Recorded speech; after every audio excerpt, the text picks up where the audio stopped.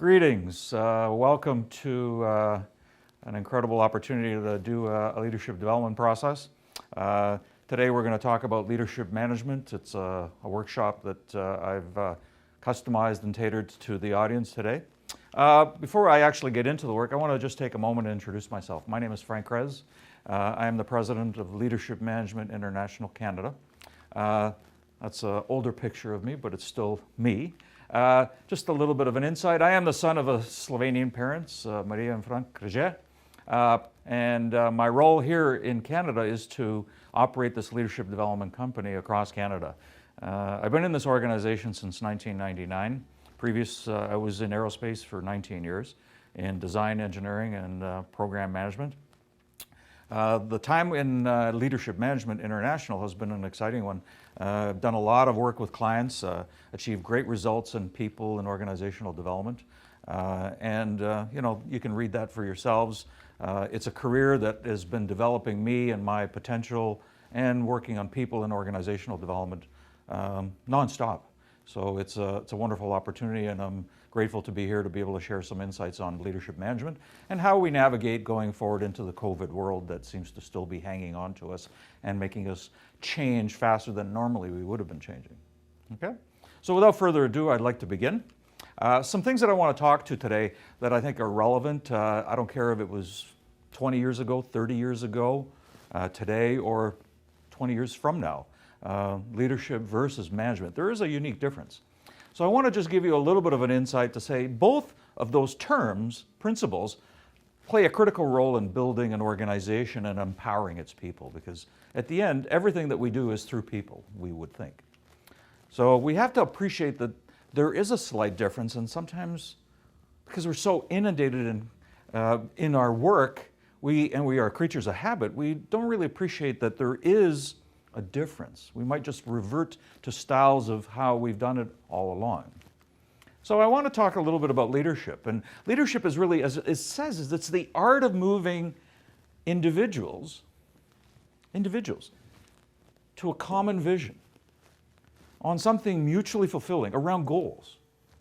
That's something that we have to understand as a community, as a person, as a leader, whether it's at home or at work, that there is a leadership element.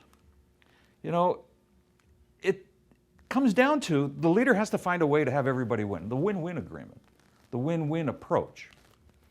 So management, on the other hand, is really a little different. It talks about the progressive realization of worthwhile. It's saying make progress on something that you want somewhere in the future, and that ties to the organization's mission. So we realize management and leadership immediately become different. When we look at management in another way, it says the single biggest influence employee commitment, getting people on board, is the skills of a manager. Just because we've been doing it doesn't mean we have the skills. We find a lot of the development opportunity in business and in organizations comes down to structure, how the organization's goals are aligned, how the skills exist, do the skills exist for leadership and management, and the attitudes behind the people. Because if you keep thinking a certain way, you're going to keep acting a certain way. So we have to understand that there is a difference. When you look at the combinations here, you're going to go, okay, this makes sense. Leadership is kind of the art, right? It's not all textbook. Whereas management is the science, right? There's a certain approach to leading and managing.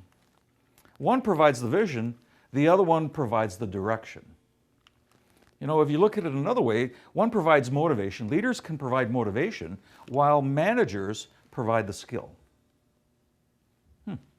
We have to understand that leadership helps people be effective, but at the other side, it helps people be efficient.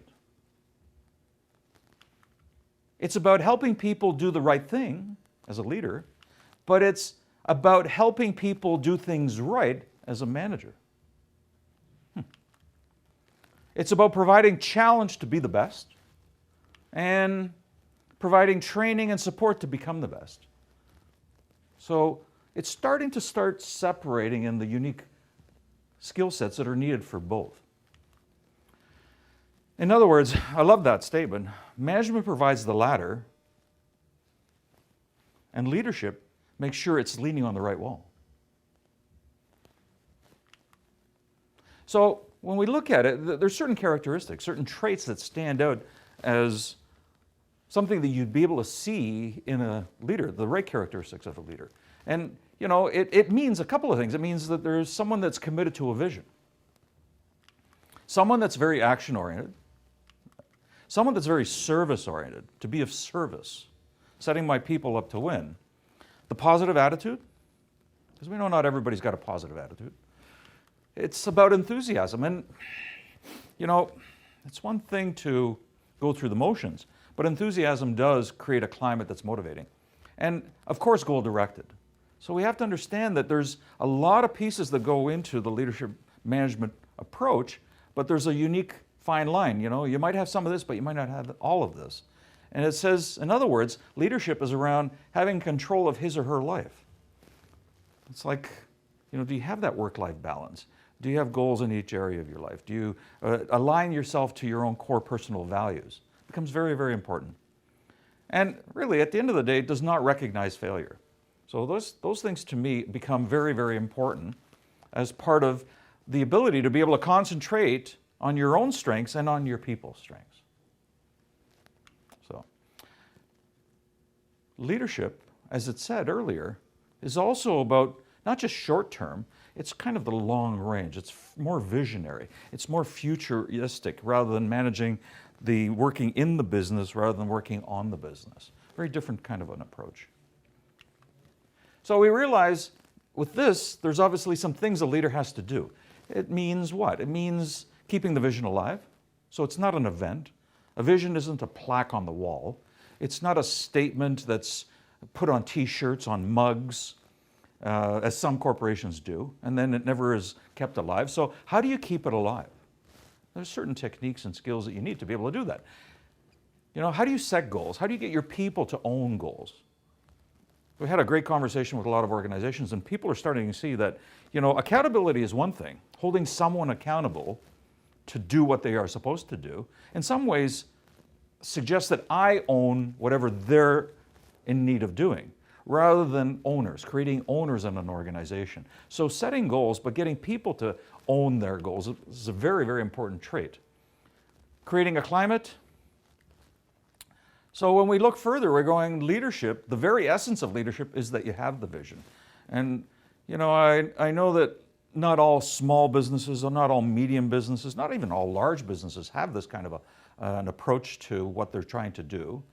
But think of people in your own personal life. Do they really have a vision of what they want to achieve in life? And a lot of people don't. They don't have a picture of what their future looks like and where they're going. So as it says, we have to have a vision that clearly articulates and steps out beyond all the noise that we have in society and culture that you can pursue no matter what's going on. Vision is very, very important. Now, the opposite is, well, what does a manager do? A manager plans how to achieve goals by managing people and resources. So you make a plan, work the plan. A manager is there to really get the resources needed so that everybody can achieve what they need to do. Management's about training the people to achieve the goals. Management's about helping everyone track the progress, because if you can't measure, you can't manage. There's a fine line between, a lot of organizations are data rich. I find this a lot. They've got a lot of data, they've got a lot of inputs, they've got a lot of information, but they're not goal directed as much as they could and should be. So if you can't measure it, you're likely not able to manage it. And in organizational performance and performance gains that impact the profit and loss of a business, what gets measured is likely to get improved. But if it's not, then it's just more noise and you don't know what to do with all that data. So it's something really important to understand that it is about training people, but it's also around measuring progress on the things that are critical success factors, things that really matter in business. And, the ability to step back and make some important evaluations, some adjustments to, I want to go from A to B. Now, if I'm going to go along without any measurement, I can easily go off on a tangent and miss my target.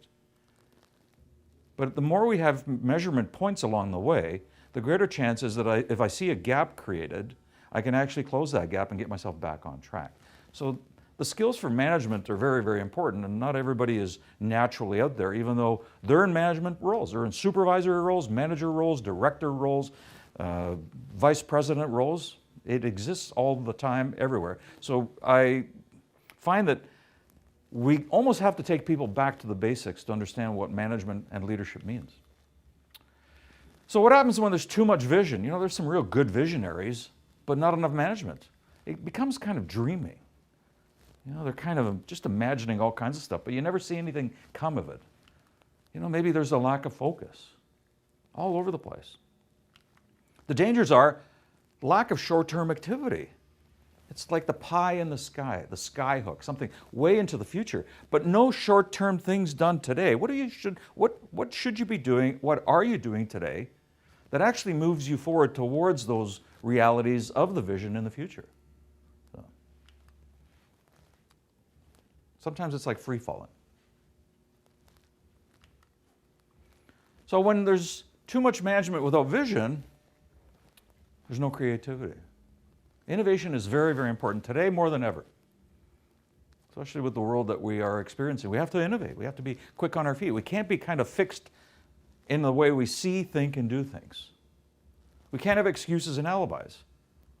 We have to be problem solvers and we have to be innovators, because without this, stagnation and falling backwards sometimes is the byproduct. So we realize that, you know, if we don't have this, the motivation goes away. You see people that are kind of apathetic, they're not motivated, they're listening to too much negative energy all around the world that exists, and it just gets tiring, it gets exhausting. So we realize that, you know what, sometimes we lose people. At times there's absence of long-range planning. Sometimes it's at last, you know, an opportunity appears, but it's been lost.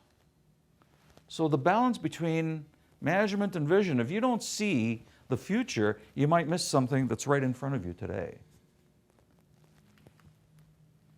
Financial failure is happening, has happened, will happen in the future.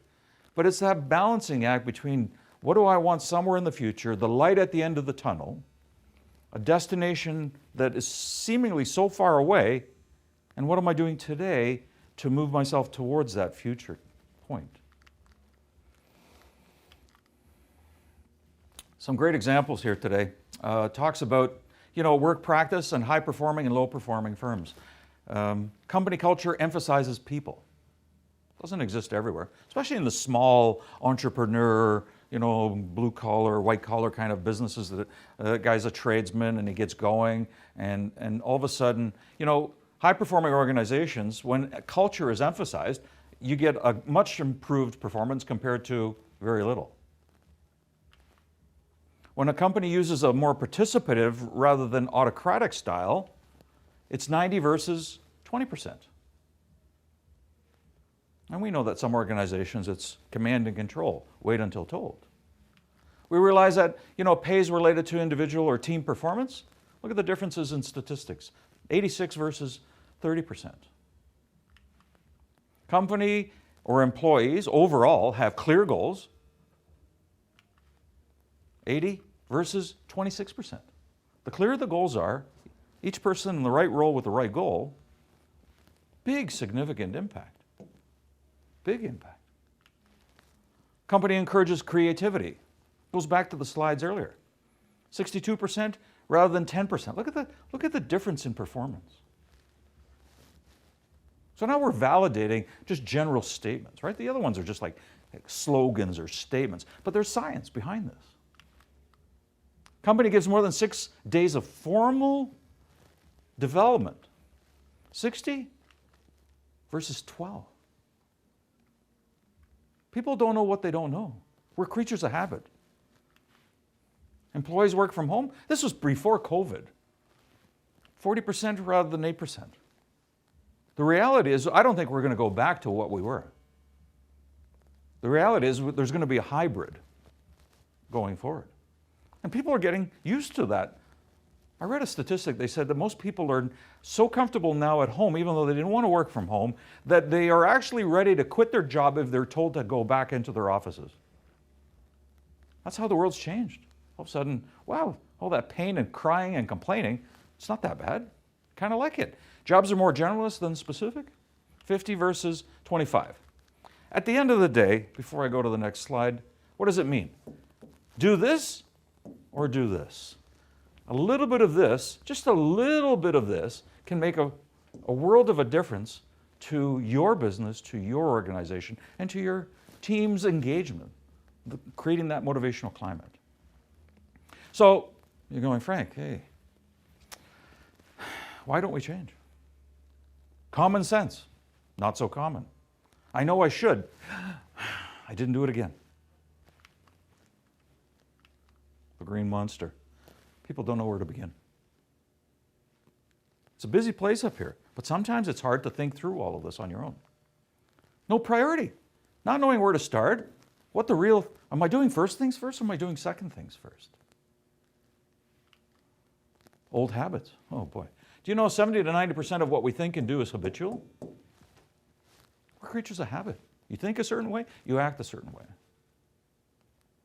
And we're dealing with the conscious mind, but really at the subconscious where all of this is residing and where the change has to occur. Lack of time. Hey, I have no time. I'm too busy for this. Discouraged. I tried it once, it didn't work. Oh, impatience. All those traits. Beating myself up. So many traits. I'll show you a psychometric later on in the slide set today that I have with a real client group. And you'll get to appreciate everything that I've spoken here today about how much of an impact it really is when you're dealing with a group of people who are in senior critical roles in an organization, and these things are real. It's just not words on a slide set. Fear of failure. Most people spend more time on fear, doubt, and worry. And most of the things, interestingly enough, that we fear, doubt, and worry generally never come to pass. You ever experience it yourself when you're in this mindset, you're worrying about something, you're afraid of something? When it's all over, all the things that your mind creatively conjured up didn't even happen. It's not as bad as it was imagined. And, mañana, put it off, procrastinate. And we talked about the impatience. We are in a society where everybody wants everything instantly. First window at a fast food restaurant, you order it. Second window, you pay for it. Third window, you pick it up, if there's 3 windows. And under 5 minutes in your car, you've eaten it.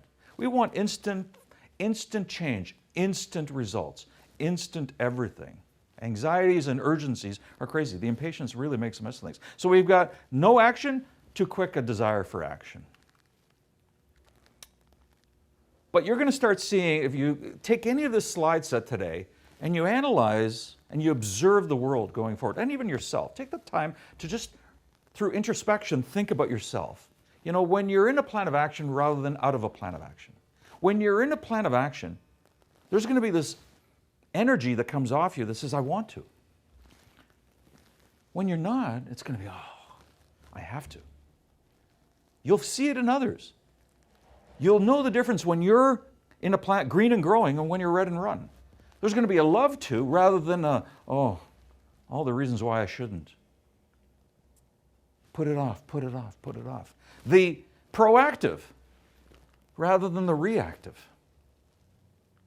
The focused rather than the confused. You can see it in people. You'll have a conversation with your friends, with family, and you'll see the difference. It's as different and clear as night is today. You know, the green and growing. They're just lucky. Really?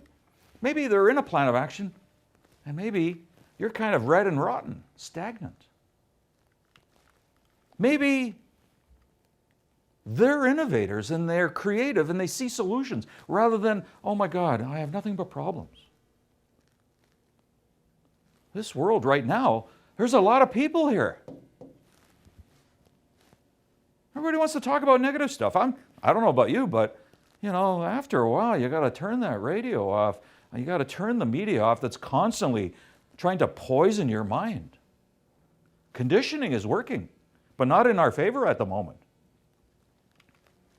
Happy, sad, heart, all head, results, burnout and stress. Pick. Where do you want to be, guys? How do you want to live your life? Can you be this in the world we have right now? Yes. Think of your parents. Think of generations in the past. They were there, but they chose to be here. The strong, the invincible, the crusader zeal, the dogged determination was all here. This is where it's an attitude. There's skills, but it's an attitude. Think of companies. There's different stages. I'll just show you a little sampling of types of companies and where each organization is. There's the missionary, the promoter, the management level, and the CEO level. When you analyze the four of them, you're going, okay, what are we talking about? Missionary, startup phase, no real focus or purpose. Just do it. You got to start somewhere. I understand that. No structure, changing structure. Me, myself, and I. Long hours, 12-hour days, Saturdays, Sundays, evenings, weekends. I'm giving up my health. I'm giving up my family, my everything for this one thing. I got to survive. No real awareness of profit. There's companies out there right now that are in this phase still. It doesn't help the soul when you're in this place because it's very stressful. But there's another level that says, I can develop to that next phase. Promoter. Promoting the business further. Promoting people. Some semblance of an organizational structure. Do I have the right people in the right role with the right goals? Do I know who does and what does get done at what level of the organization? That depends on your org chart, right? Maybe they're not crystal clear SMART goals, but at least there's some form of a hazy goal. There's nothing wrong with some. At least it's the beginning. Management by crisis and reactionary. This one here will never be considered eliminated. Management by crisis and reactionary management. It's like companies are actually promoting firefighters. Here's the hero. He solved the problem that we had. Rather than taking a countermeasure, a proactive approach to say, how do we avoid that disaster? Why do we keep doing it? Why do we keep having these fails? Why do we have quality defects? Why do we have turnover? Why do we have low profits? Why do we keep losing customers? Think of your business. Think of where you are as a leader. Whether you're an employee or whether you're an owner-operator, it doesn't matter. People are people. These are real challenges that exist in even the largest of enterprises. 1 billion, 50 billion, whatever annual sales a company may have, whatever you're responsible for as a manager, there could be this. You might just be going from fire to fire to fire, reacting. This is also very interesting. Management personnel avoid being held accountable. The more this, the more likely this. It's like you get to hide behind the disasters all the time. Can you imagine? Acceptable to miss targets or goals. Some awareness of net profit. So you start to see that every stage is painful and great.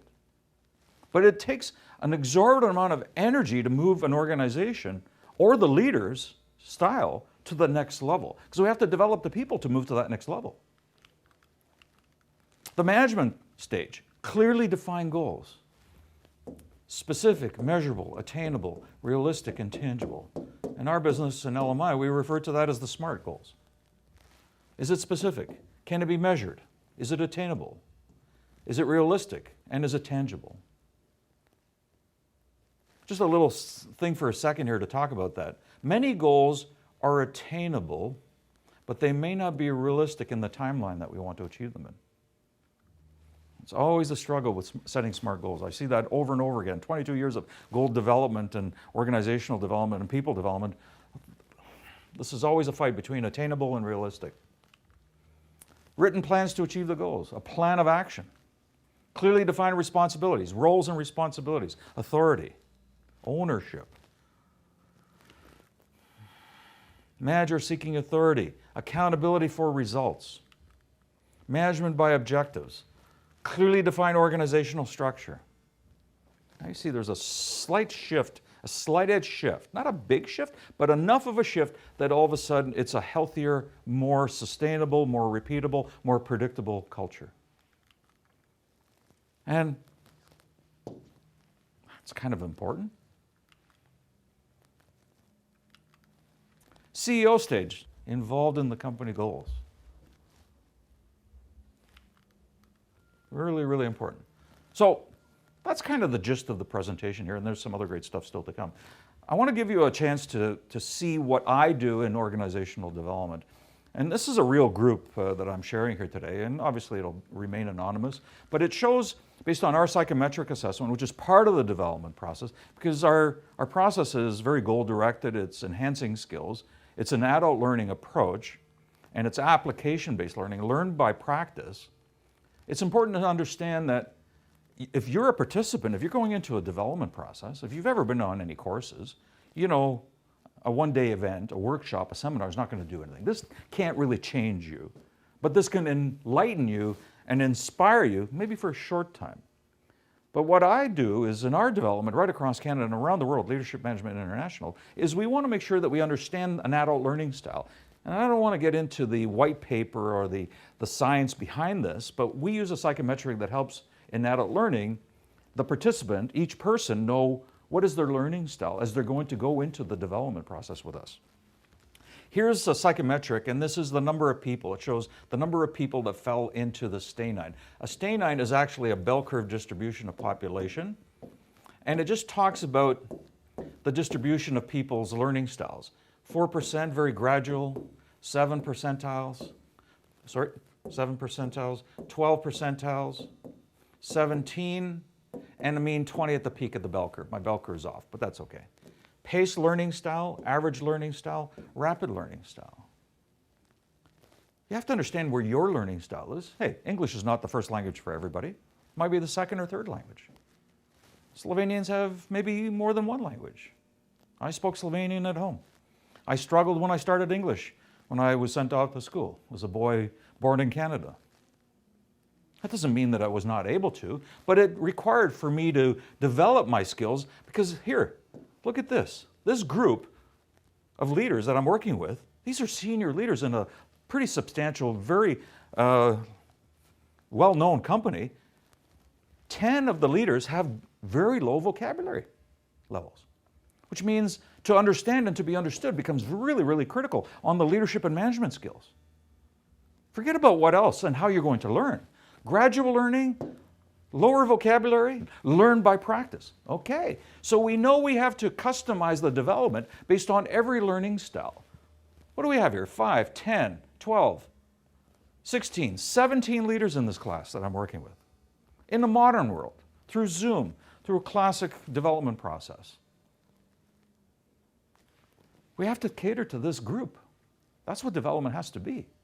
It's not just one size fits all, right? Last time you went shopping, there isn't one size fits all unless it's spandex, kind of elasticy, right? There's extra small, small.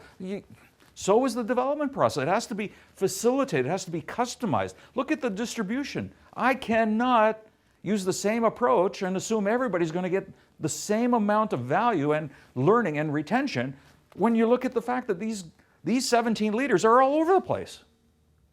So I want you to think about your organization. Think about the people. Think about yourself, where you are and where they are, and how are you going to get the most? How will they take away and retain the most? That's just the aptitudes, or the IQ to a degree. Now let's go into the tendencies. This is the scatter. These are the personality dimensions. And you're going, oh my God, Frank's going way over the top. No. I think you have something to learn here today. These are real practical dimensions. Nervous tension, biochemistry. As you can see, I'm not standing still. I have higher energy. That's not anything bad, but you have to know when it's good and when it's not good. You know, I have a group of people here with an exorbitant amount of energy. What happens if they're not good listeners? What if I have a bunch of people that were more calm? There's no urgency. Procrastination might kick in more. I have people that are more traditional. They don't like change. They're fixed in the way they see things. They can be very judgmental, opinionated. I've got 5 people that are very disorganized in work habits. They think planning is a waste of time. So how can anything that I talked about help those that don't think planning is worth the effort? I'm a firefighter. Live life and experience life as it comes. How about the perfectionist, crossing T's and dotting I's? Hey, hang on a second. Who said it has to be perfect? Strive for results rather than perfection. Look at the diversity of an organization and the culture. One guy thinks planning is a waste of time. The other guy's going, it's not good enough. I need it perfect. What the heck? Confuse the whole organization. Confuse the customer. Send in appropriate product and services to the customer because, hey, my leaders are all opinionated about how it should be done. Just an attitude towards planning. We don't even measure skill here. We measure attitude towards planning. Look at sociability. Introverts, extroverts, talk too much, don't listen. I love my own voice. Leave me alone. I don't feel like talking. Look at the impatience. You saw the slide previous on the impatience. 5 are highly impatient. They haven't got the patience to train you. Just leave it with me, I'll take care of it. Did you develop somebody? Or did you hinder that person in your organization? Think of yourself. Are you an impatient? What have you done? What are you doing because of that impatience? Oh yes, it gets stuff done. Man, can I move things? Are you developing your people? Is there a succession plan? Is your business scalable? Or is it only as good as you? Some day is not a day of the week. I have super procrastinators in this class. Can you imagine developing this group? All of a sudden you realize I can't use a square peg in a square hole. Here's the other interesting one. Dominance, the heaviest hereditary dimension. We have 4 leaders in this class who literally can't say no, who literally struggle in delegating and empowering others, as opposed to some very high control, very stubborn micromanagers, command and control. On the competitiveness, friendlies, so friendly they can't hold people accountable when there's something going wrong. And I'm talking real case studies, real challenges that I work through when I'm developing an organization. Compared to the lone wolves, look at how many people. We got 3, 5, 7 of this group. 7 out of the 17 are lone wolves. Highly competitive, will win at all costs, hate to lose anything. Are they developing their people? Are they coaching, aligning, and developing? No. This is real evidence that their tendencies are they won't. Because 70 to 90% of what we think and do is habitual. Ladies and gentlemen, we're creatures of habit. What's in motion stays in motion. What's been formed takes time to be reformed. And that's why the development process and why I joined LMI. Aerospace was great. Flying aluminum tubes was great. But you know what? Developing people and developing myself, nothing better. Making a difference in people's lives. Very tender-hearted. Can't take feedback. Tough as nails. Water off a duck's back. Can you imagine the different styles of messages that go on in the organization with this culture? Right here. This is not an unusual. This is a norm when we begin the development process. And then down to gullibles, trusting, not verifying. And look at all the skeptics. 9 of this group don't trust anything or anyone. They couldn't delegate if their life depended on it, and their time management is horrible. A leader's time management will go to hell, pardon my language, due to lack of assertiveness and skepticism. Can be organized, but it doesn't happen because this and this. lack of assertiveness, and don't trust. I'm always going around double checking, triple checking, everyone's stuff. Can you imagine how your time goes to heck? You can't get things done. You don't have work-life balance. You're in there 12, 14 hours. You don't begin your work until you finish doing everybody else's work because you can't say no. Ladies, gentlemen, little sample of where the development process really has to go if we're going to make a big impact. And whether it's for leadership management, for business, or you as a person, I want you to just think about all this in regard to COVID going forward. You know, COVID is here. It was here. Last year we thought it was going to melt our organs. We were sanitizing plastic bags. I think we're bleaching our vegetables. Like, wow. Now that we have a little bit of intelligence, yes, it's kind of silly where we've come from to where we are. And we'll look back and we'll say this time was really silly, even though we think we've got everything figured out. It sent millions people to work from home. It created immediate challenges.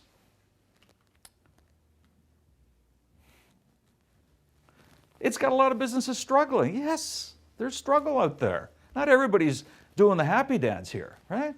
Look, but it's also created a transformation, a sudden requirement to digitize. We were in a class format when we started development. There were people in our organization last year that clients were working with us person to person who were adamant they wouldn't have anything to do with us in an online forum or presence. Today, they're sitting there going, oh my God, it's not that bad. My guys are all engaged. I can not worry about travel and distance and everything else. All of a sudden it's opened up. And hey, the day-to-day operations are still going. Nothing wrong with the challenge, formidable challenge. So what? Embrace it. Be a problem solver. Be a decision maker. Be courageous. Build your airplane on the way down in free fall. You know, I think the Slovenian was an incredible group of people. You know, the whole part of Europe there. I am who I am and what I do because of my parents. They're gone. But I know that although they're gone, they're always with me. And that if it's to be, it's going to be up to me. And you know what? Listen to the bell. Take the wake-up call. Go deal with the disruptions. Whatever it is, have a plan of action. If this doesn't work, try this. Don't give up. Don't tap out. Don't fall on your back and not get back up. Because guess what? So much is fast-tracking. Parts are dying off. That's what happens in disruption. Parts are actually taking off like never before. Green and growing, red and rotten. Sad, happy. Proactive, reactive. Problem solutions. You see how this all puts itself into the puzzle? All the pieces make sense? We have vaulted 5 years forward in consumer and business adoption. And this was done a while ago, in a matter of very short time. And it's still doing that. Depends on how you want to look at the world out there today. How you want to look at community. What you want to do as a Slovenian community in Canada, or anywhere you may be as a Slovenian around the world. Banks. Everybody's in the midst. Mortgages. There's houses being sold on FaceTime. Viewings on FaceTime. Who would have thought? Grocery stores. You don't have to get off your sofa, your lazy boy chair. It's all changed. Schools. Doctors. Look at the bad or look at the good. It's a mindset. What do you want to be? A fixed mindset or a growth mindset? Yes, this may be related to you in business. It is. The case studies and the science that we work with, real, practical, likely to make a big impact when using a process like LMIs. But these are life skills. It's not just about the empire, about the big business. Because you may not be in big business. You may be semi-retired. You may be retired. You may be young. It doesn't matter. You may be male. It doesn't matter where you are and who you are. But the opportunity and the skills here are real. Everybody has the potential to make a slight shift, a slightest change in the way they think and the way they work. It just goes on and on. Like, there's all kinds of great science. Look at this. Levels of remote working has skyrocketed due to lockdowns. It went from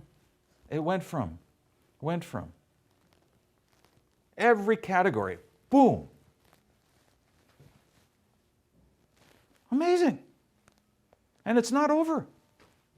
It's okay.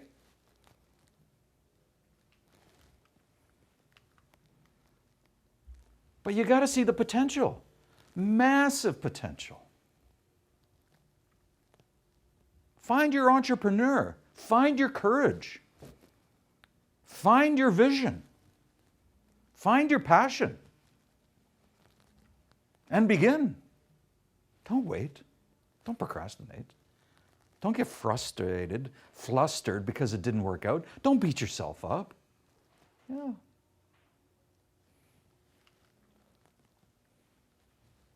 Maybe it has some reskilling and upskilling. So what? Work in the new way. So what? We're not you don't want to be the dinosaur that doesn't know it's going to be a fossil. Embrace. But you need to have a plan. You have to measure. You have to know where you are and where you're going and how you're making progress or not. How do you know when you cross the finish line? Collaborate. Let's get the community together. Let's use each other as sounding board. There's nothing wrong with that. It's healthy. Collaborative learning is essential. Whether I do it online, in person here in a class format that is not happening in the next short while, which is I'm totally happy with. I've saved hours of travel not going all over to organizations, offices, and premises and plants. Because now I can do it out of the comfort of a convenient place that I choose to be in.